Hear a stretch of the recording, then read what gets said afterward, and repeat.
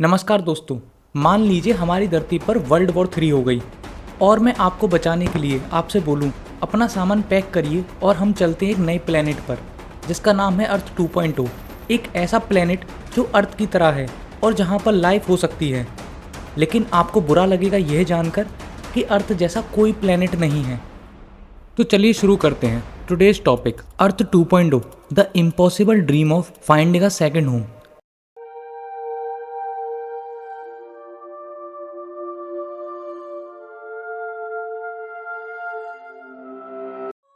जब टेलीस्कोप जैसे James Webb milky वे की ओर देखते हैं तो आपने सुना होगा नए पाए गए एक्सोप्लैनेट्स के बारे में। इन 1992 हमने पहला प्लेनेट सोलर सिस्टम के बाहर खोजा था, लेकिन उसके बाद से 5500 से ज़्यादा एक्सोप्लैनेट्स कंफर्म हो चुके हैं, वो भी हमारे स्पेस के छोटे से हिस्से में, जबकि मिल्की वे खुद लगभग 100,000 लाइट ईयर्स की है। इससे हमारी गैलेक्सी के बाकी हिस्सों में करोड़ों से ट्रिलियंस एक्सोप्लैनेट्स होने का अनुमान है। हर एवरेज स्टार पर एक से ज़्यादा प्लैनेट होना बहुत मामूली बात है। इन सारे एक्सोप्लैनेट्स की वजह से जिन्हें हम अभी तक एक्सप्लोर कर पाए हैं, हमारा ध्यान स्टार के गोल्डीलॉक जोन और प्लैनेट हैबिटेबिलिटी की तरफ खिंचता है। अंत में इंसानों का सपना है सितारों को कॉलोनाइज करना और अर्थ 2.0 को ढूंढना। लेकिन अर्थ 2.0 के बारे में जो हेडलाइंस, आर्टिकल्स या वीडियोस में आता है उस पर पूरा भरोसा नहीं किया जा सकता। अब तक एक्सप्लोर किए गए सभी एक्सोप्लैनेट्स में से एक भी प्लैनेट अर्थ के आसपास भी नहीं है। ये जो मैं आपको बताने वाला हूँ आप सुनोगे, आप भी एग्री करोगे कि इनमें से एक भी प्लैनेट ऐसा नहीं है जिस पर इंसान रहना चाहेगा। जब हम अर्थ 2.0 पर घर बनाने का सोच रहे हैं तो सबसे पहले ये डिसाइड करना इम्पोर्टेंट है कि उस प्लैनेट का टेम्परेचर कैसा हो। जैसे कि हमारा अर्थ एक स्वीट स्पॉट पर है और वही हमको भी चाहिए होगा, यानी कि हमको एक ऐसा टेम्परेचर वाला प्लैनेट चाहिए जो ना ज़्यादा ठंडा हो और ना ज़्यादा गर्म, जैसे कि स्टार का गोल्डीलॉक जोन, जो हैबिटेबल प्लैनेट के लिए एक परफेक्ट टेम्परेचर प्रोवाइड करता है। पर हमारे सोलर सिस्टम का एक और प्लैनेट गोल्डीलॉक जोन में आता है, वीनस। पर यह थ्योरी वीनस पर काम नहीं करती। उसकी वजह है उसका एटमॉस्फेयर, जो उसको हमारे सोलर सिस्टम का हॉटेस्ट प्लैनेट बनाता है। इससे ये क्लियर होता है एटमॉस्फेयर भी एक इम्पॉर्टेंट फैक्टर है, जिसमें ऑक्सीजन और वाटर वेपर हो और कुछ ऐसा ना हो जो हमारे लिए हार्मफुल हो, लेकिन कम से कम कुछ ऐसा हो जो हीट ट्रैप कर सके और स्पेस रेडिएशन से कुछ प्रोटेक्शन प्रदान कर सके। पर सबसे ज़्यादा जरूरी है एक्सोप्लैनेट का करीबी स्टार। हमारा खुद का स्टार एक जी टाइप येलो डॉर्फ है, जो रिलेटिवली फास्ट बर्निंग और शॉर्ट लिव्ड होता है और स्टार्स के मुकाबले।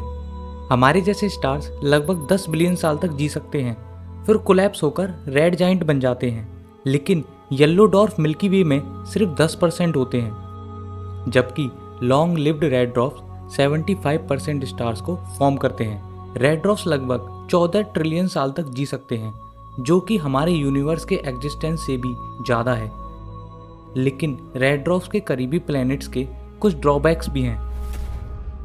रेड ड्वार्फ्स का गोल्डीलॉक जोन येलो ड्वार्फ्स के मुकाबले बहुत नज़दीक होता है।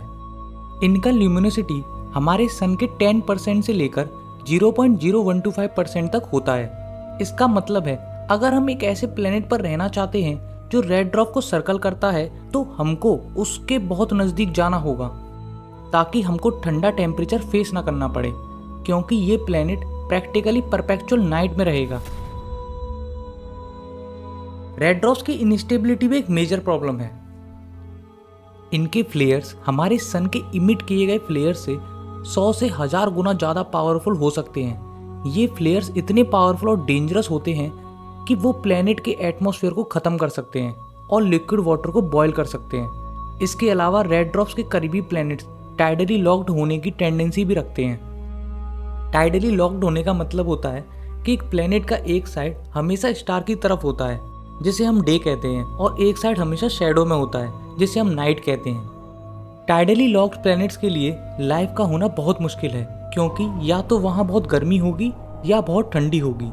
ये lack of rotation liquid water को भी ढूंढने में मुश्किल बना देता है और प्लैनेट बहुत ड्राई हो जाता है। टाइडली लॉक्ड प्लैनेट्स पर मैग्नेटिक फील्ड भी कमज़ोर होती है, जैसे कि हमारी अर्थ का मैग्नेटिक फील्ड कॉरियोलिस इफेक्ट के इन्फ्लुएंस में होता है और इनफ स्ट्रॉन्ग भी होता है, लेकिन ऐसे प्लैनेट्स पर ये कमज़ोर होता है। इन सब प्रॉब्लम्स की वजह से कुछ फेमस एक्सोप्लैनेट्स जैसे केपलर 186f या प्रॉक्सिमा सेंचुरी बी, जो हमारे पास के एक्सोप्लैनेट्स हैं, हमारे लिए हैबिटेबल नहीं हो सकते। प्रॉक्सिमा सेंचुरी बी तो हमारे पास सबसे नज़दीक है, लेकिन इसके रेड ड्वार्फ के करीब होना और टाइडली लॉक्ड होने के कारण इस पर रहना प्रैक्टिकली मुश्किल है। ये कहना गलत नहीं है कि हमें अभी तक कोई भी अर्थ 2.0 नहीं मिली है जो हमारे लिए सुइटेबल हो। दुनिया भर के टेलीस्कोप से हमें अब तक सिर्फ थोड़े से एक्सोप्लैनेट दिखे हैं और ऐसे प्लैनेट्स को एक्सप्लोर करना बहुत मुश्किल है।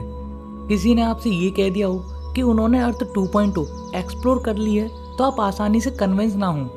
हम कभी नहीं जान पाएंगे कि कोई प्लैनेट हमारे लिए सुइटेबल है या नहीं जब तक हम वहाँ पहुँच नहीं जाते। अगर आपको वीडियो पसंद आए तो लाइक करें, शेयर करें और चैनल को सब्सक्राइब करें। राधे राधे।